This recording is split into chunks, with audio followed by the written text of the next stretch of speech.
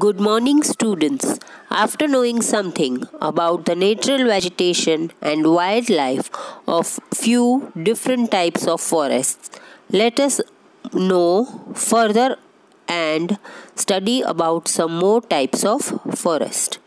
Let us study about the temperate deciduous forest. As per the name, इस type के forest temperate region में located है. Deciduous trees वो trees होते हैं जो ड्राई सीजन में अपने लीव्स शेड कर देते हैं यानी झाड़ देते हैं. तो टेम्परेट डेसिडुअस फॉरेस्ट में ऐसे ट्रीज पाए जाते हैं जो ड्राई सीजन में अपने लीव्स शेड करते हैं.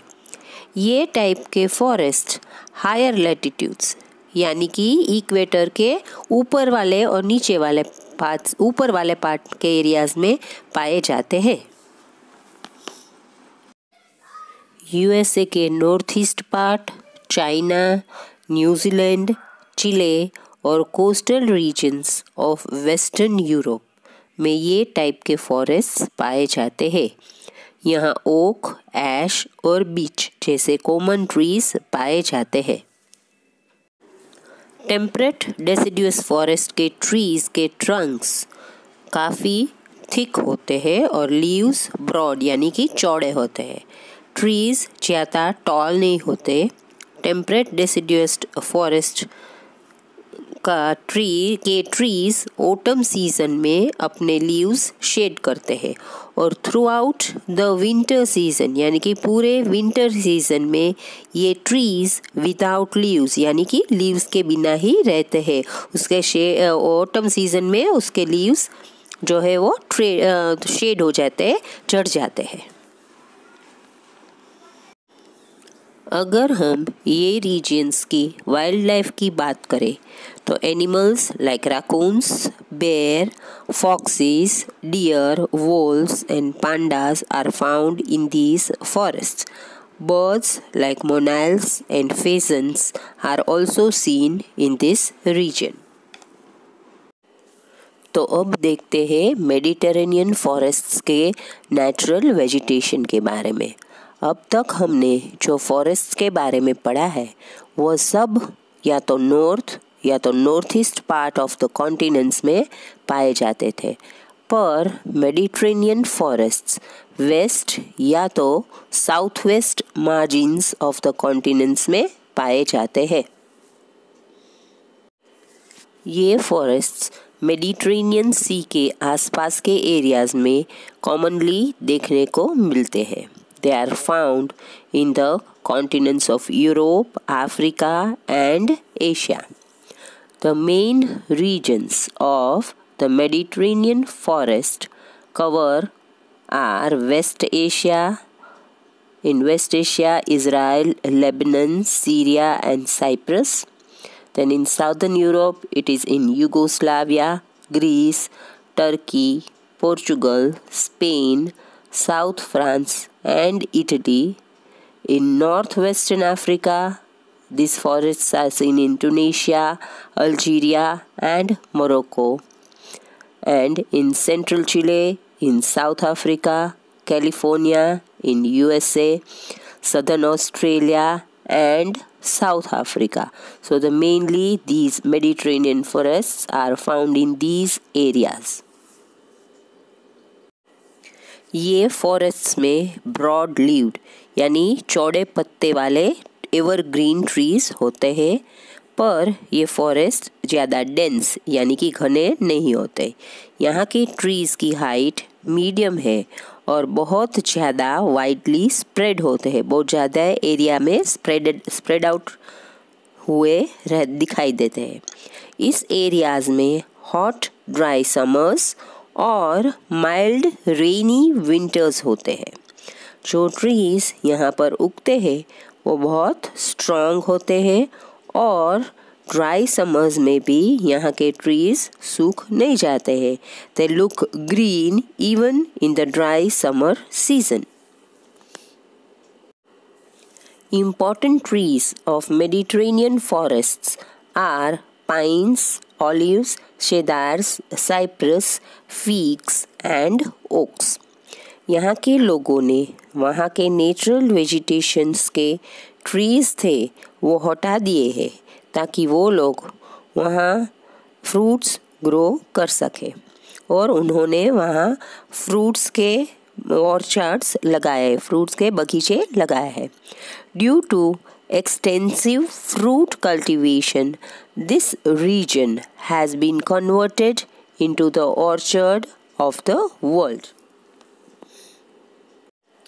मेडिटेरेनियन एरियाज़ के वाइल्ड लाइफ के बारे में बात करें तो there is little vegetation in Mediterranean region, क्योंकि यहाँ के लोगों ने वहाँ का नेचुरल वेजिटेशन जो है वो हटाकर अपने हिसाब से फ्रूट फार्मिंग कर लिया है. So there are no trees found here. Therefore, golden eagle, wild goats, falcons, hawks, wood rats and spiny mouse are observed very rarely, यानी कि कभी कभी ही फॉरेस्ट में ये एनिमल्स और बर्ड्स देखे जाते हैं. After knowing about the 5 different types of forests, now let's look into the last type of forest, that is the coniferous forest. Coniferous forest northern hemisphere में higher latitudes यानी कि 50 to 70 degrees पर पाए जाते हैं. ये forests आर्कटिक सर्कल को surround करते हैं. Tall, straight and evergreen coniferous trees are found with narrow needle-like leaves. Coniferous forests are also known as the taiga. Taiga is a Russian word which means untouched or pure. So the trees that are found here, they are all of the pure strand and or same type of trees. The main species of coniferous trees are cedar, birch, spruce, fir and pine. The main regions where the coniferous forests are found are Finland, Norway, Sweden, southern Alaska, southern Canada, northern Russia, Siberia and Poland. They are seen in the higher altitudes also. Most of the trees in the coniferous forests are light in weight with soft wood which are useful in making furniture, matchsticks, paper, plywood, sports goods, etc. These are the trees found in the Himalayan regions. Coniferous region की wild life की बात करें तो wild life consists of fur bearing animals like lynx, foxes, beavers, sable, minks and hare. The fur protects them from the extreme cold. Wolves, bears and mooses are also found here. After studying about the natural vegetation and wildlife of 6 different types of forest, we will gather some information about the natural vegetation and wildlife in the grasslands, which is the next type of natural vegetation. जिन regions में low to moderate यानी कि medium rainfall होता है वहाँ grasslands पाए जाते हैं. जब रेनफॉल डिक्रीज होता है तो फॉरेस्ट्स ऑटोमेटिकली ग्रासलैंड्स में डेवलप हो जाते हैं, ग्रासलैंड्स में चेंज हो जाते हैं, क्योंकि the natural vegetation grows according to the natural amount of rainfall that an area receives. The grasslands of the world are divided into 2 types, tropical grasslands and temperate grasslands. तो पहले हम देखते हैं ट्रॉपिकल ग्रासलैंड्स के बारे में. Tropical grasslands tropical areas में equator के दोनों तरफ पाए जाते हैं. ये type of grasslands Africa, parts of Brazilian plateau और नॉर्थर्न ऑस्ट्रेलिया में ग्रो करते हैं. दिस वेजिटेशन यानी कि ट्रॉपिकल ग्रासलैंड्स में जो ग्रासेस पाए जाते हैं, it grows in the areas of moderate to low amount of rainfall. The grass can grow very tall, about 3 to 4 meters in height. Tropical grasslands are also called savanna. They are also called campos in Brazil, Uruguay and Argentina, parkland in America, and llanos in Venezuela. They are given different names in different areas of the world. Tropical grasslands के wild life के बारे में बात करें तो wild life of tropical grasslands is varied in nature. Means यहाँ कई सारे अलग अलग टाइप्स के वाइल्ड एनिमल्स देखे जाते हैं. हर्बीवोरस एनिमल्स यानी जो ग्रासेस पे डिपेंड करते हैं वो type of animals like buffaloes, elephants, giraffes, zebras, antelopes and deer are found. Carnivorous animals who depend on the herbivorous animals for their food, which we find here, are leopards, cheetahs, lions, jackals, and hyenas. Huge flightless birds. Flightless birds means जो birds उड़ नहीं पाते इतने बड़े हैं, are also found here. For example, rhea of South America and ostrich of Africa. तो अब देखते हैं ग्रासलैंड्स के दूसरे टाइप के बारे में जो है टेम्परेट ग्रासलैंड्स. ये ग्रासलैंड्स मिड लैटिट्यूडिनल जोन में पाए जाते हैं और ये कॉन्टिनेंट्स के इंटीरियर एरियाज़ में पाए जाते हैं.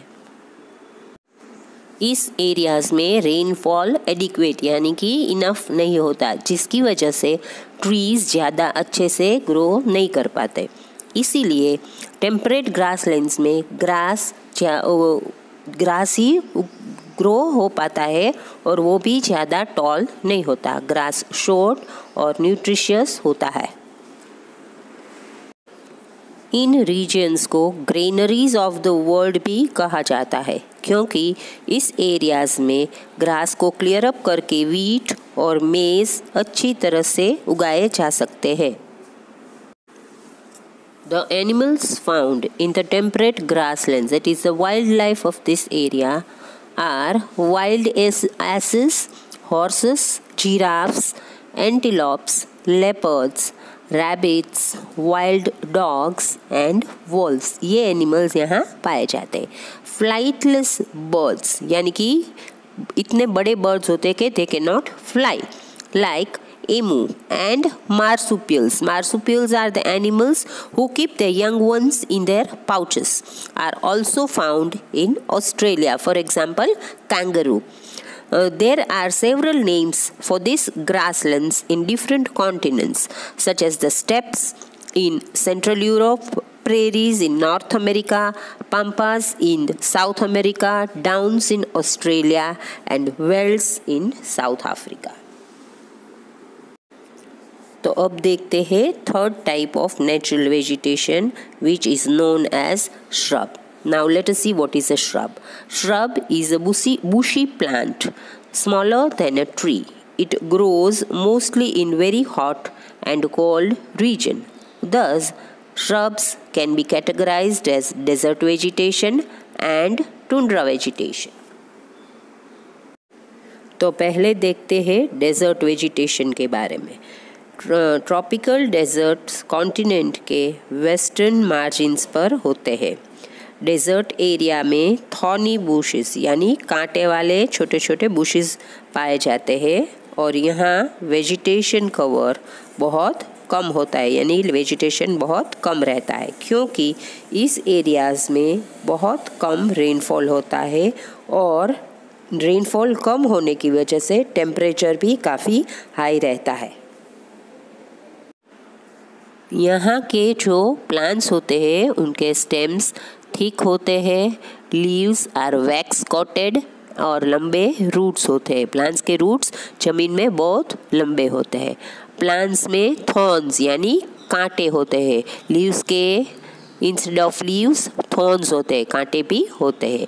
ये सब लॉस ऑफ मॉइस्चर को प्रिवेंट करता है. The important plants found in the desert vegetation are cactus, thorny bushes, dead palms and coarse grasses, dry grasses. On the margins of desert, some acacia trees are also found.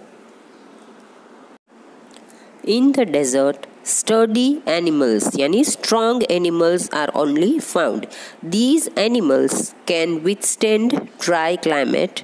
ये animals dry climate में survive कर सकते हैं. Camel is the most important animal among others. It is also called the sheep of the desert. The other important animals are jackals, foxes, hyenas and wild asses. तो अब देखते हैं tundra vegetation which is the second type of shrubs के बारे में. ये type का vegetation बहुत ठंडे एरियाज़ में पाया जाता है. ये वेजिटेशन नॉर्थ पोल के अराउंड नॉर्थ अमेरिका और यूरेशिया में पाया जाता है. यहाँ का नेचुरल वेजिटेशन बहुत लिमिटेड होता है due to extreme cold climate. Only mosses, lichens and very small shrubs यानी बहुत छोटे plants they are found here which grows during the very short summer season. In regions को cold polar regions भी कहा जाता है क्योंकि यहाँ बहुत लंबा और severe winters होते हैं. यहाँ के एरियाज़ पर कंप्लीट आइस कवर होता है जो प्लांट्स के ग्रोथ को रोक देता है. इस रीजन को वास्ट ट्रीलेस रीजन भी कहा जाता है. यहाँ पर जो एनिमल्स होते हैं उसके बॉडी पर थिक लेयर ऑफ फर होता है ताकि वो सीवियर विंटर्स में भी सरवाइव कर पाए. Some small flowering plants, mosses and lichens grow during the short summers in this area. इस टुंड्रा रीजन के वाइल्ड लाइफ की बात करें तो during the winter season most of the animals migrate, means go away to warm area in search of food. Animals which have thick fur and layers of fat are found here. The layer of fat helps them in conserving body heat and makes them fit to survive in the bitter cold. The important animals are polar dogs, lemmings and hares, polar bear, reindeer, foxes and musk ox. In recent times, wildlife and natural vegetation have been badly affected by various human activities such as deforestation, farming and mining. Wild animals are being hunted for profit and pleasure, and innumerable trees are cut down to satisfy unwanted human needs. Deer are killed for skin, birds for meat and feather, and elephants for ivory. As a result, many wild animals became extinct, and those which are left are on the verge of extinction. However, nowadays, people have started taking some actions in order to preserve them. Afforestation is the need of the hour.